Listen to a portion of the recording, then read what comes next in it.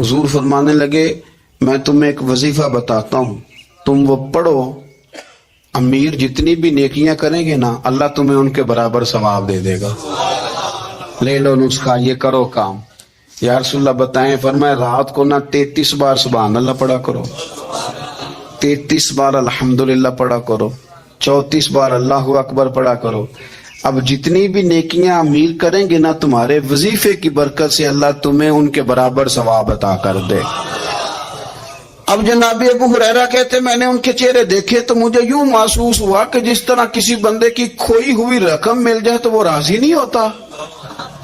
کھوئی ہوئی رقم مل جائے تو بڑا جیسے کوئی اس کے ہاتھ، چلیں اپنا ترجمہ کر لیتے ہیں، کمیٹی نکلنے پہ نہیں بندہ بڑا راضی ہوتا کہ 11 مہینے سے دے رہا تھا، 10 مہینے سے چلو نکل ہی آئی ہے، شکر ہے اللہ کا، بڑا خوش ہوتا ہے بندہ، بڑا راضی ہوتا ہے۔ اس طرح ان لوگوں کے چہرے کھل اٹھے، کیا بات ہے حضور، بس اب نہیں ہم گزرنے دیتے۔ گھر چلے گئے، وظیفے پڑھنے لگے۔ کچھ دنوں کے بعد ان میں سے کچھ لوگ واپس آئے۔ حضرت ابو ہریرہ کہتے ہیں مجھے چونکہ وہ پرانی بات یاد تھی تو میں دلچسپی سے ان کا آنا جانا دیکھنے لگا۔ وہ کریم کی بارگاہ میں آ کے بیٹھے تو ان میں سے ایک شخص بڑی پریشانی کے ساتھ کہنے لگا حضور بڑی پریشانی لگ گئی۔ فرمایا کیا ہوا؟ عرض کی یا رسول اللہ صلی اللہ علیہ وسلم وہ جو آپ نے وظیفہ بتایا تھا نا، میرے کچھ پڑوسی امیر ہیں وہ تو انہوں نے بھی سن لیا ہے۔ حضور رات میں نے سنا ہے وہ مالدار بندہ ہے، صدقے خیرات بھی بڑے کرتا ہے، غلام بھی بڑے آزاد کرتا ہے، پر وہ بھی سوتے وقت 33 بار سبحان اللہ پڑھ رہا تھا۔ وہ تو اس نے بھی سن لیا حضور، وہ بات یہاں سے نکلی ہے، جانے کہاں کہاں پہنچی ہے، تو وہ بھی پڑھ رہا تھا حضور اب کیا بنے گا؟ تو کہتے ہیں اس کے سوال پر بھی میرے حضور بڑے ہی مسکرائے، باقاعدہ دہک ہو گیا حضور کے، دہک ہو گیا۔ سرکار کھول کے نہیں مسکراتے، لیکن آج حضور اتنا مسکرائے کہ میں نے حضور کے مقدس دانتوں کی زیارت کر لی، دہک ہو گیا باقاعدہ حضور کا۔ حضور فرمانے لگے انہوں نے بھی سن لیا حضور، اور سن کے پڑھنا بھی شروع کر۔ اب بات کو سمجھیں کہ کسی امیر نے یہ نہیں کہا کہ یہ تو غریب کے لیے وظیفہ تھا۔ میں کہتا ہوں اللہ اللہ کا مزاج ہی نہیں، مزاج یہ کہ سیاست کیسے کرنی ہے، چکر کیسے چلانا ہے، کوئی کہانی کیسے سنانی ہے۔ ادھر ان کو ملا، حالانکہ بات تو غریبوں سے ہو رہی تھی، حضور تو انہوں نے بھی پڑھنا شروع کر دیا۔ اب ہم کیا کریں؟ تو رسول کریم نے فرمایا وہ بھی پڑھ رہے ہیں، حضور پڑھ رہے ہیں، تو فرمایا ذالک فضل اللہ یؤتیہ من یشاء۔ بھائی پھر یہ تو اللہ کا فضل ہے نا، وہ جسے چاہے عطا کرے۔ اب یہ حضور نے کہہ دیا تو حضرت ابو ہریرہ کہتے ہیں میں نے پلٹ کر ان لوگوں کے چہرے دیکھے، قربان جائیں، میں نے پھر ان کے چہروں پر اطمینان دیکھا، میں نے سکون دیکھا، اس لیے کہ وہ سمجھ گئے جب رب فضل کرے تو پھر فضل کے معاملے میں اللہ کے بندے بحث نہیں کیے کرتے۔ وہ مطمئن ہو کے گئے، کہنے لگے حضور پھر ٹھیک ہے، اگر مالک اس طرح تقسیم کر رہا ہے تو پھر ہم راضی ہیں اپنے رب کریم کی رضا پہ۔ اپنی زندگی جب میں بڑی محبت سے قرب و جوار سے تشریف لاتے ہیں، میں قرآن و سنت کے بہت سارے عنوانات دیکھ کے آپ کی خدمت میں ایک بات عرض کروں، اپنی ساری توجہ اپنے رب رسول کی جانب مائل کریں۔ جتنا آپ دائیں بائیں دیکھیں گے نا اتنا گاڑی کے ٹکرانے کا خطرہ بڑھ جائے گا، وسوسے زیادہ آئیں گے، الجھ جائیں گے۔ اتنا زیادہ دائیں بائیں نہ دیکھیں، یہ کیا کر رہا ہے، فلانا کیا کر رہا ہے، فلانے کا یہ معاملہ کس طرح کا تھا، نہ آپ توجہ اللہ کی جانب رکھیں۔ دیکھیں میرا اور میرے رب کا معاملہ ٹھیک چل رہا ہے، اللہ رسول کے ساتھ میرے معاملات ٹھیک ہیں۔ یہاں تو آپ کسی کی اصلاح کریں گے، دعوت دیں گے یا دعا کریں گے، تنقید کی تو ویسے ہی دین میں اجازت نہیں ہے۔ آپ نے یہاں کسی کی اصلاح کرنی اور وہ درد کے ساتھ کرنی، اور یہاں کسی کے لیے دعا کرنی کہ یا اللہ اس بندے پہ رحم فرما، اسے بدل دے۔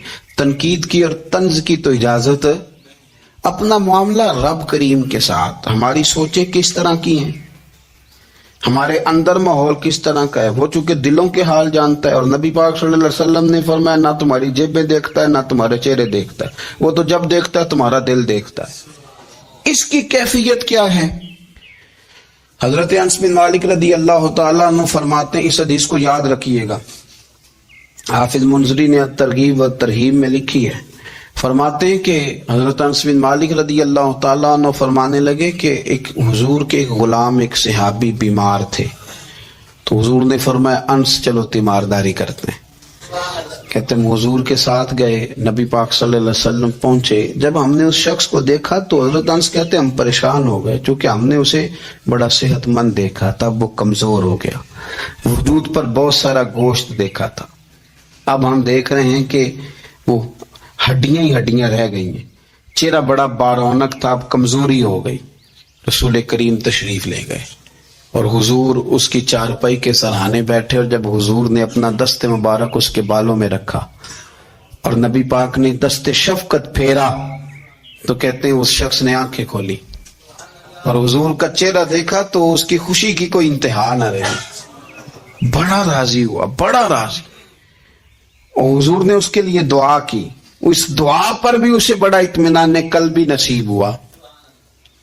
کہتے ہیں حضور اکثر تیمارداری فرماتے تھے، پر آج نہ حضور نے ایک نرالی انوکھی اور انفرادی بات ارشاد فرمائی۔ حضور نے فرمایا تو بڑا صحت مند تھا، کمزور ہو گیا، بڑا طاقتور تھا تو ضعیف ہو گیا، ایک سوال کا جواب تو دے۔ یا رسول اللہ فرمائیے۔ تو حضور فرمانے لگے اس حالت میں جب تو شدید بیمار اور تکلیف میں، یہ بتا کہ اس وقت تیرا اپنے رب کے بارے میں گمان کیا ہے؟ حضرت انس کہتے ہیں پہلے حضور بیماروں سے یہ سوال نہیں پوچھتے تھے، آج پوچھا، کیونکہ صحت میں لوگوں کی زبان پہ شکر ہوتا ہے اور بیماری میں شکوے ہوتے ہیں، معاذ اللہ۔ اس وقت اللہ کے بارے میں یہ سوچ حضور نے ہمیں دی ہے، تم نے ہر وقت یہ ذہن بنانا ہے کہ یہاں رب کریم کے بارے میں کیا تصورات پل رہے ہیں، آوازیں کیا اٹھ رہی ہیں، اس وقت تیرا اللہ کے بارے میں گمان کیا ہے؟ تو جناب انس بن مالک کہتے اس نے ہمیں اشارہ کیا کہ مجھے اٹھا کے بٹھاؤ، ہم نے بٹھایا تو کہتے ہیں پھر اس نے اپنی آنکھیں کھولی اور حضور کے چہرے نور پر نظر کر کے نظر جھکا لی، عرض کرتا یا رسول اللہ میں کمزور ہوں، بیمار ہوں، تکلیف میں ہوں، اٹھ نہیں سکتا، کھا نہیں سکتا، پر حضور ابھی بھی میرے دل سے آواز یہی نکلتی ہے کہ میرا رب بڑا ہی کریم ہے، میرا اللہ بڑا ہی مہربان ہے، وہ بڑا ہی معاف کرنے والا ہے، وہ اپنے بندوں سے پیار ہی بڑا کرتا ہے۔ آپ میری بات کو سمجھیں، کیفیت کیا ہے اور الفاظ کیا ہیں۔ حضور وہ مجھ سے بڑی محبت کرتا ہے، بڑے پیار والا ہے۔ یہ لفظ کہتے کہتے آواز بھرا گئی، آنسو نکل آئے، پھر اس نے تکلیف زیادہ محسوس کی تو وہ لیٹ گیا، اور پھر اس نے حضور کے چہرے نور پہ نظر ڈالی، کلمہ پڑا، روح ہی پرواز کر گئی۔ حضرت انس بن مالک فرماتے ہیں ہم اس کے گھر سے نکلے اور جب حضور اس کے کمرے سے باہر آئے تو رسول کریم نے پلٹ کر رک کر پھر پیچھے دیکھا اور فرمایا انس اگر کسی جنتی کی زیارت کرنی ہے تو میرے اس غلام کا چہرہ دیکھ لو۔ اس لیے کہ جن لوگوں کے نظریات رب کریم کے بارے میں اس طرح کے ہوں پھر ان کے خاتمے خیر کے ہوتے ہیں، پھر اللہ ان کے لیے جنت کے فیصلے فرماتا ہے۔ اپنے افکار میں، نظریات میں، سوچوں میں کوئی ضروری نہیں ہے کہ ہم لوگوں کو دو لفظ کہہ کے مطمئن کر لیں تو ہم خود ضمیر کے قیدی بن کے زندگی گزار دیں، یہ معاملہ ٹھیک نہیں، یہ صحیح نہیں چلتا۔ آپ اپنی قلبی واردات پر، قلبی خیالات اور تصورات پر کڑی نگرانی رکھیں گے، آپ دیکھیں گے کہ کہاں یہ مجھے خرابی کی طرف لے کر کے جا رہا ہے، کہاں یہ بدگمانیاں پیدا کر رہا ہے، کہاں یہ خرابیاں لا رہا ہے، یہ سختی پیدا کر دے گا۔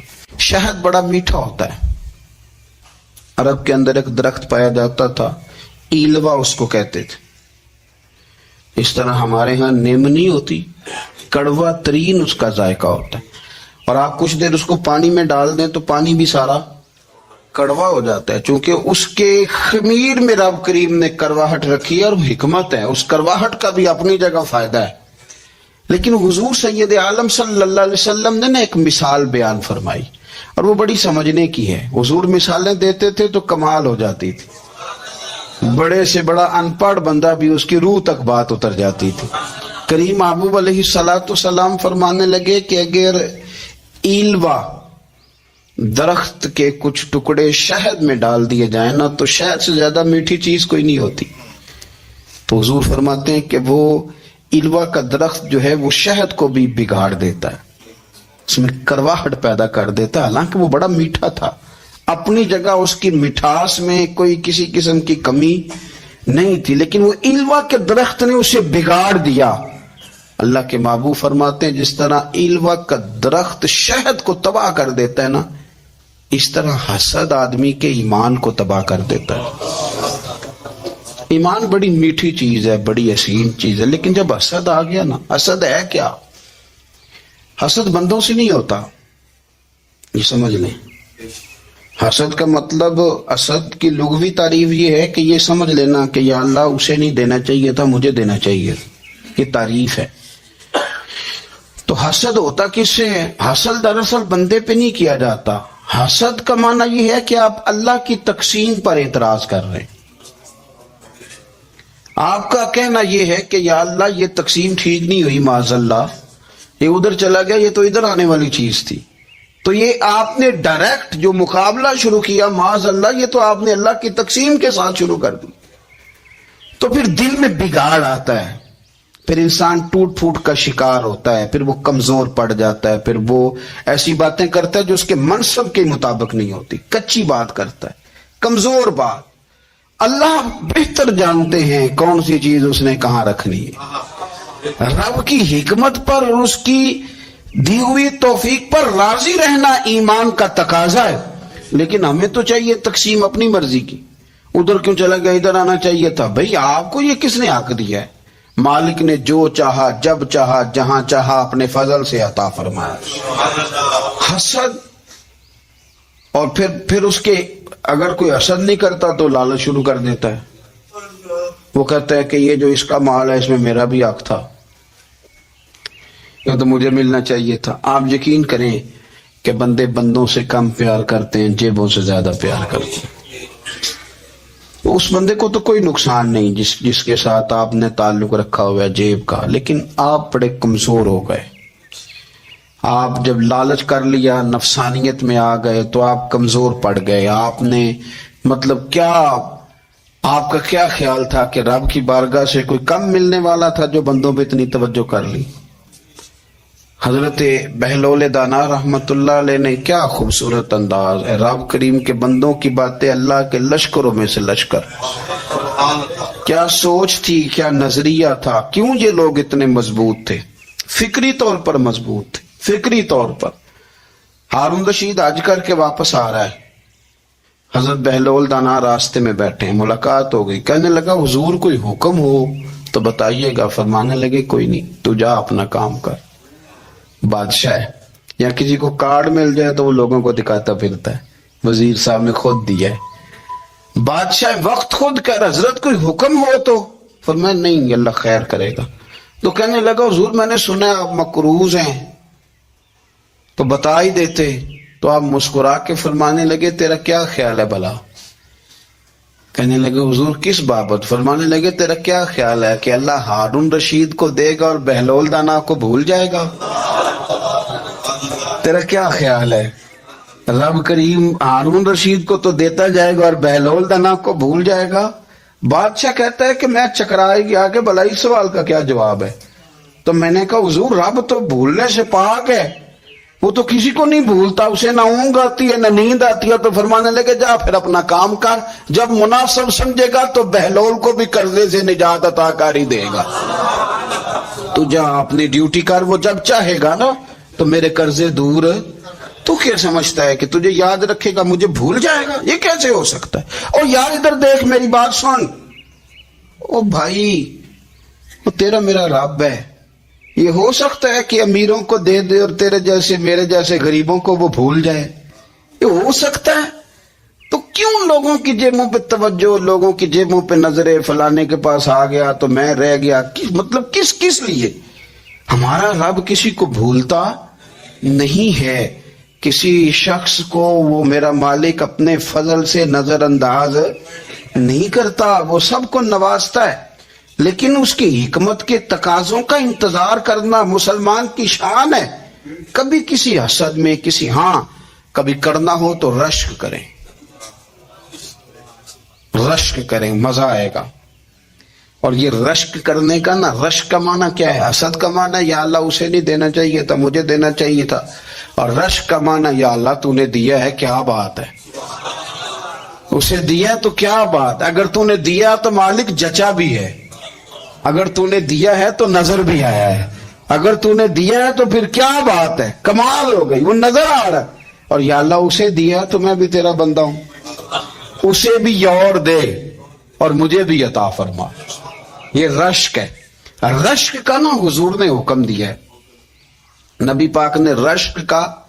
ہمارا یہ مسئلہ ہے کہ ہم نا جو کرنے والا کام ہے وہ نہیں کرتے، رشک کریں۔ بخاری مسلم میں حدیث ہے، نبی پاک صلی اللہ علیہ وسلم نے فرمایا 2 بندوں پر رشک کرو۔ کہو کیا بات، رشک کرو 2 بندوں۔ یا رسول اللہ کون کون سے؟ فرمایا ایک وہ مالدار جسے اللہ دولت دے اور وہ صبح بھی رب کے رستے میں خیرات کرے اور شام بھی رب کے رستے میں خیرات کرے، یہ قابل رشک ہے۔ کہو تیری کیا بات ہے بھائی، کیا تجھے اللہ نے نوازا ہے، اور اس پر رشک کرو کو یا اللہ اسے اور دے تاکہ یہ تیرے بندوں پہ اور اثار کرے اور تیرے بندوں پہ سخاوت کرے، اور اللہ اس کے تفعیل تصدق ہمیں بھی عطا فرما۔ اور حضور فرماتے ایک مالدار پر جو صبح و شام سخاوت کرے، اور ایک اس عالم پر جسے اللہ قرآن کا علم دے، وہ صبح بھی لوگوں کو قرآن مجید کے ترجمے تفسیریں قرآن کے درس سکھائے، اور شام بھی لوگوں کو قرآن مجید کا درس عطا فرمائے۔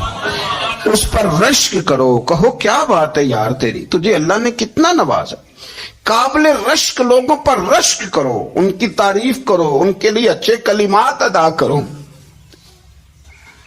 معاشرے میں حسد پرموٹ ہوا ہے، اگر کبھی رشک پرموٹ ہوتا نا تو عزتیں بڑھ جاتی، محبتیں بڑھ جاتی، خلوص میں اضافہ ہوتا، لوگ ایک دوسرے کے قریب آتے۔ ہم نے کسی فضیلت والے کی فضیلت کو تسلیم کرنے سے انکار کر دیا، ہم نے کسی بڑائی والے کی بڑائی کو تسلیم کرنے سے انکار کر دیا، ہم نے حسد کیا، ہم نے لالچ کیا، ہم حریص ہوئے۔ اس کا نقصان یہ ہوا کہ لوگ ایک دوسرے کے پاس رہتے ہوئے پاس نہیں رہتے، ایک دوسرے کے ساتھ وقت گزار رہے ہوتے ہیں لیکن ان کے بارے میں رویے ان کے سخت ہوتے ہیں، لب و لہجہ تلخ ہوتا ہے، جب وہ کسی کے بارے میں بے لاگ تبصرہ پوچھا جائے تو غلط باتیں کرتے۔ رشک کریں، دیکھیں نا حضرت ابو بکر صدیق رضی اللہ، حضرت عمر فاروق رضی اللہ، ساری زندگی دوڑ لگی رہی۔ حضرت عمر کہتے میں نے ساری زندگی دوڑ لگائی ہے کہ ابو بکر سے آگے گزر جائے، لیکن یہ دوڑ حسد والی نہیں، یہ رشک والی۔ فرماتے میرا دل کرتا تھا کہ میں نیکیوں میں ابو بکر سے آگے گزر جاؤں، حضور کے عشق میں ابو بکر سے آگے گزر جاؤں، نبی پاک علیہ السلام کی اولاد کی محبت میں ابو بکر سے آگے گزر جاؤں، میں نا خیر کے کاموں میں آگے گزروں۔ کہتے میرا ساری زندگی رشک کا رشتہ رہا۔ یہ رشتہ شاندار ہے، اس پر عمل کریں، اس پر توجہ کریں، بجائے اس کے کہ یہ کہنا کہ استاد جی کا فلانے سے زیادہ پیار ہے۔ پیار کی وجوہات تلاش کر، مرشد فلانے پہ نظر رکھتے ہیں تو میرے بھائی وہ نوٹوں کی وجہ سے نظر نہیں رکھتے، تو وجہ تو تلاش کرنا، وجہ کیا ہے، تو اپنے آپ کو اس طرح کا بنا، تو اس طرح کی کیفیات پیدا کر اپنے اندر۔ ہم کیا کرتے ہیں کہ رشک کرنے کی بجائے حسد کرتے ہیں۔ حسد نہیں کریں، اپنے آپ کو سنواریں، وہ رشک کی وجہ سے آپ سنوار سکتے ہیں۔ نبی پاک علیہ السلام کی پیاری زوجہ ام المومنین سیدہ عائشہ صدیقہ، بڑی شان ہے اس خاتون، بڑی عظمت ہے ان راہوں کے صدقے جن رستوں سے سیدہ پاک کی سواریاں گزرا کرتی۔ کیا درجہ اللہ نے دیا ہے سیدہ عائشہ صدیقہ کو، کہتی ہیں حضور کا وصال میری گود میں ہوا ہے۔ اور مولا علی شیر خدا فرماتے ہیں میں نے حضور کو سب سے زیادہ عائشہ صدیقہ سے پیار کرتے ہوئے دیکھا، اور عائشہ صدیقہ رضی اللہ تعالیٰ عنہ فرماتی ہیں میں نے حضور کو سب سے زیادہ فاطمہ الزہرا سے پیار کرتے دیکھا۔ یہ الگ ماحول ہے ان کا آپس میں۔ تو حضرت عائشہ صدیقہ اتنا بڑا مقام، لیکن وہ فرماتی ہیں میں نے ساری زندگی سیدہ خدیجہ الکبریٰ پہ رشک کیا۔ میں نے کہا کیا بات تھی اس خاتون کی جو وصال کر گئیں، لیکن شاید کو دن خالی جاتا ہو کہ مدینے والے ان کی وفاؤں کا ذکر نہ کریں، شاید کوئی خالی دن جاتا۔ کہتی ہے میں نے اتنا قابل رشک ماحول نہیں دیکھا۔ ایک دن حضور گھر میں گوشت لائے اور مجھ سے فرمایا عائشہ گوشت پکاؤ، تو میں اسے صاف کرنے لگی تو حضور فرمانے لگے شوربہ ذرا زیادہ کرنا۔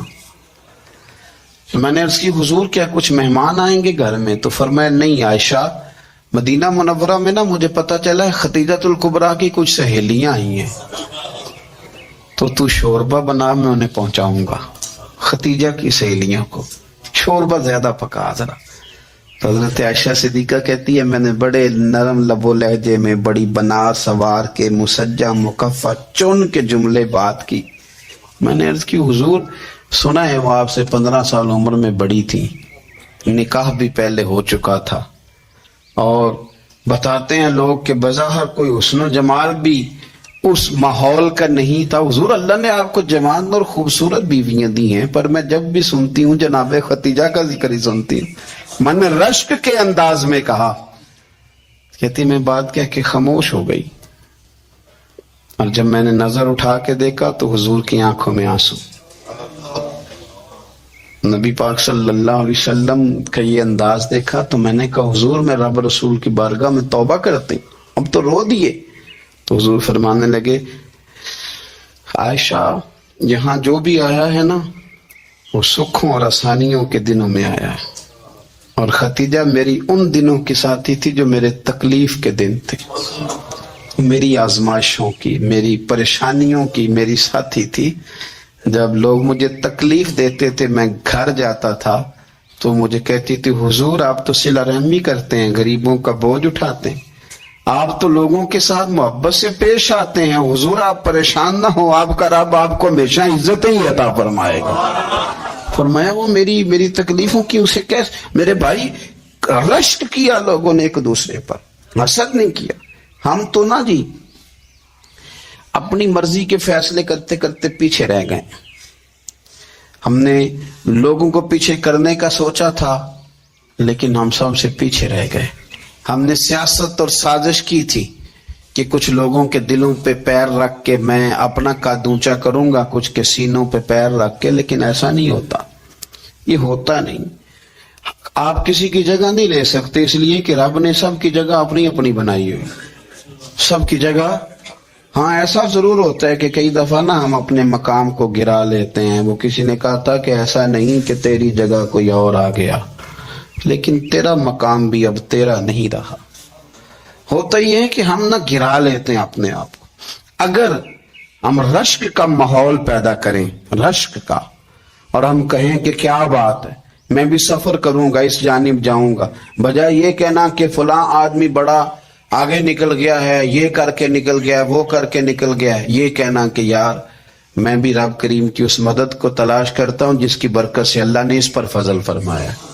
امام غزالی فرماتے ہیں 3 لوگوں میں حسد زیادہ ہوتا ہے، بغض زیادہ پیدا کر لیتے ہیں۔ اب چونکہ مضمون ہے تو ساری بات کھول کے ہی کرنی پڑے گی نا۔ فرماتے ہیں 3 لوگوں میں حسد، بڑے عہدے والوں میں حسد زیادہ ہوتا ہے۔ یعنی صوبائی وزیر کہتا ہے کہ حق میرا ویسے وفاقی وزیر کا تھا، اور وفاقی وزیر کہتا ہے کہ جتنا میرا تجربہ ہے نا مجھے بنایا وزیر اعظم ہی جاتا تو بات ٹھیک تھی۔ حسد زیادہ، بڑے عہدے والوں میں حسد، اور امام غزالی فرماتے ہیں مالداروں میں حسد زیادہ ہوتا ہے۔ غریب نے غریب سے کیا جلنا ہے؟ جلنے کو شے کوئی نہیں، کس سے جلیں گے؟ تو غریب تو بیچارہ 4 روٹیاں ہوتی ہیں تو کہتا ہے چلو ٹھیک ہے آ جاؤ، دونوں مل کے بیٹھ جاتے ہیں۔ غریبوں کے دوست بھی غریب، امیر حسد کرتے ہیں، وہ سودے پہ سودا کرتے ہیں، وہ ایک دوسرے کی کمزوریاں بیان کرتے ہیں۔ میں نے گاہکوں کو نفع لیتے دیکھا ہے، فلانے سے مال لیتے تھے جی اس نے بڑا تنگ کیا، تو کہتا ہے اسی طرح کا تو مجھ سے خریدا کر۔ لوگ استعمال کر جاتے ہیں، وجہ بیچ میں کیا ہوتی ہے؟ حسد، عداوت، خرابی ہوتی۔ اور تیسری بات امام غزالی نے شاید میرے لیے کہی ہے، امام غزالی فرماتے ہیں علماء میں حسد بڑا ہوتا ہے، عہدے داروں میں، مالداروں میں، اور علم والے لوگوں میں۔ وہ بھی اللہ کی تقسیم پر راضی نہیں ہوتے، چونکہ وہ سمجھتے ہیں مجھے یہ لفظ آتے ہیں، میری قابلیت زیادہ ہے، میں زیادہ پڑھا لکھا ہوں، تو یہ منصب بھی میرا تھا، یہ کام بھی میرا تھا، یہ بھی میرے پاس ہونی چاہیے. ایسا نہیں ہوتا، یہ تو رب کریم کی عطا ہے. میں کئی دفعہ کہہ چکا ہوں کہ کام لینے پہ ہے تو میرے جیسے بیکار آدمی سے کام لے لے، یہ اس کی عطا ہے. اب ہمیں کرنا کیا ہے؟ ہمیں اس کی تقسیم پر راضی رہنا ہے، اس کی تقسیم پر قربان جائیں. رسول پاک علیہ السلام سے صحابی نے پوچھا حضور عزت کیا ہے؟ فرمایا جو رب نے تجھے دیا اس پہ راضی ہو جا، اللہ عزت عطا کر دے گا. قناعت کر، جو اللہ نے تجھے دیا اس پر قناعت کر، اللہ تجھے عزت دے دے گا. حضور ذلت کیا ہے؟ فرمایا لوگوں سے لالچ نہ رکھنا، تو ذلیل ہو جائے گا. لالچ نہ کر. تیزی کے ساتھ پرموٹ ہوتی ہیں چیزیں، ہمیں سازش کرنی آتی ہے. ہمارا خیال ہوتا ہے کہ میں نے دوسروں کے پیسوں پہ کاروبار کرنا ہے، ہمارا خیال ہوتا ہے کہ پالٹی ڈال کے روٹی کھانی ہے، ہمارا خیال ہوتا ہے کہ کسی بندے کو کس طرح استعمال کرنا ہے. یاد رکھ لینا، کبھی بات نہ بھولنا، جو لوگوں کو استعمال کرنا چاہتا ہے وہ ساری زندگی استعمال ہوتا رہتا ہے. جو کسی شخص کو کسی مقام پر رسوا کرنا چاہتا ہے اپنی عزت بچا نہیں پاتا. جو آدمی لوگوں کو حقیر جانتا ہے اللہ اسے کبھی عزتیں عطا نہیں کرتا، وہ گڑھوں کے اندر گرتا چلا جاتا ہے. یاد رکھیں جو عزتیں دینی شروع کر دے رب اسے باعزت بنا دیتا ہے. جو پیار کرنا شروع کر دے معاشرے میں لوگ اس سے پیار کرنے لگ جاتے. جو کسی دیکھیں اگر ہم وہاں سے مانگے جہاں سے سب کو ملتا ہے تو پھر بندوں پر اتنی نظر رکھنے کی ضرورت باقی رہتی نہیں ہے. ادھر دیکھیں رشک کریں گے تو لعنت سے بھی بچیں گے، حسد سے بھی بچیں گے. بخاری مسلم میں حدیث ہے، حضرت ابو ہریرہ رضی اللہ تعالیٰ عنہ کہتے ہیں حضور کی بارگاہ میں حاضر تھے تو کچھ غریب لوگ حاضر ہوئے، غربا. انہوں نے عرض کی یا رسول اللہ صلی اللہ علیہ وسلم ایک گزارش کرنے آئے. حضور نے فرمایا کہو. کہ یا رسول اللہ امیر تو ہم سے آگے نکل گئے. حضور نے فرمایا کس بات میں؟ عرض کی حضور نمازوں میں نہیں ہم گزرنے دیتے، اتنے نفل وہ پڑھتے ہیں اتنے ہم بھی پڑھ لیں گے. صحیح بتانا صحیح. آج کل یہ نمازوں کا مقابلہ بھی ہے کہ نفل میں نے زیادہ پڑھنے، عبادت میں نے. ہمارے صاحب رحمت اللہ علیہ فرمایا کرتے تھے آستانوں پہ گدی نشینوں کا تو رولا ہوتا ہے، اللہ اللہ کرنے کا رولا نہیں ہوتا. یہ تو شور ہوتا ہے کہ سجادہ میں ہوں سجادہ، اور سب نے کوئی نہ کوئی کہانی سنائی ہوتے، کہتے نہیں ابا جی مجھے کہہ گئے تھے کان میں. دوسرا کہتا نہیں مجھے لکھ کے دے گئے تھے. تیسرا کہتا تمہیں تو پتہ ہی نہیں، تم تھے ہی نہیں، عمرے پہ تو میرے ساتھ گئے تھے. جو میرے ساتھ ان کا معاہدہ ہوا وہ خانہ کعبہ میں ہوا ہے، لہذا میرا پہلا نمبر ہے. سب کے پاس کوئی نہ کوئی معاملہ ہوتا ہے. یہ سارے کام کوئی ضروری نہیں. ضروری کیا ہے کہ وہ جو کہتے تھے کرو، جس نے سب سے زیادہ کر کے دکھایا ہے وہ زیادہ جانشین ہے، وہ زیادہ جانشین ہے جس نے زیادہ کر کے دکھایا ہے. معاملہ تو یہ ہے کہ اس رستے پہ کس نے چلنا ہے. لوگ تو سجادہ نشینی سے بھاگا کرتے تھے، بھاگتے تھے. حضرت ابو بکر صدیق رضی اللہ تعالیٰ عنہ کا وصال ظاہری ہوا تو حضرت عمر خلیفہ بنے. تیسرا دن تک خلیفہ بنے ہوئے. 2-3 چھوٹی بچیاں آ گئیں. چاچا جان آپ خلیفہ بنے؟ فرمایا ہاں. چلو پھر عصر کے بعد ابو بکر ہمارے گھر جاتے تھے. فرمایا پتر تمہارے گھر کیا ہے؟ کہنے لگی ہم یتیم ہیں، ہمارا بھائی کوئی نہیں. ابو بکر روز عصر کے بعد آتے تھے، ہماری بکریوں کا دودھ دھو کے ہمیں دے جاتے تھے، کچھ بیچ کے گزارا کر لیتی تھی، کچھ پی لیتی تھی. چچا 3 دن ہو گئے، میری اماں بھی روتی ہے، بہنیں بھی روتی، آپ چلیں گے؟ تو جناب سیدنا عمر فاروق کہتے ہیں میں نے دستار سر پہ رکھی اور پٹکا میں نے اپنے کندھے پہ رکھا، بیٹیاں آگے میں پیچھے روتے جا رہے. ایک صحابی نے پوچھا عمر کیوں رو رہے ہو؟ کہنے لگے یار یہ ابو بکر کتنا مشکل رستہ دے کے گیا، کتنا مشکل رستہ ہے اس کے طریقے پہ چلنا. یہ لوگ تو سجادہ نشینی اتنا کٹھن کام تھا، لوگ بھاگا کرتے تھے. شوق آ گیا. اب رسول کریم علیہ السلام کے حضور ناز حاضر ہو کے عرض کی حضور امیر آگے گزر گئے، نمازوں میں نہیں ہم گزرنے دیتے، ہم ان سے زیادہ پڑھیں گے. نفلوں میں نہیں گزرنے دیتے، زیادہ پڑھیں گے. یا رسول اللہ صلی اللہ تعالی علیہ وسلم ہم انہیں نا तिलावत कुरान पाक में नहीं आगे गुजरने देंगे, वो हम ज्यादा पढ़ेंगे, लेकिन हुजूर वो मालदार हैं, गुलाम आजाद करते हैं, सदकात करते हैं, खैरा, उसका हम क्या करें? हजरत सैयदना अबू हुरैरा फरमाते हैं कि जवाब तो हुजूर ने बाद में देना था, पर जब उनका सवाल खत्म हुआ तो मैंने हुजूर का चेहरा नूर देखा, तो रसूल पाक का चेहरा खुशी से खिलता हुआ मुझे नजर आया। गोया ये जो रश्क है ना कि नेकी में आगे गुजरना, ये हुजूर को इतना पसंद आया कि उनके सवाल से हुजूर बड़े राजी हुए। वो बहुत सारी चीजों को लोगों से छुपा तो लेता है, लेकिन अपने आप से नहीं छुपा पाता, अपने रब करीम से नहीं छुपा पाता।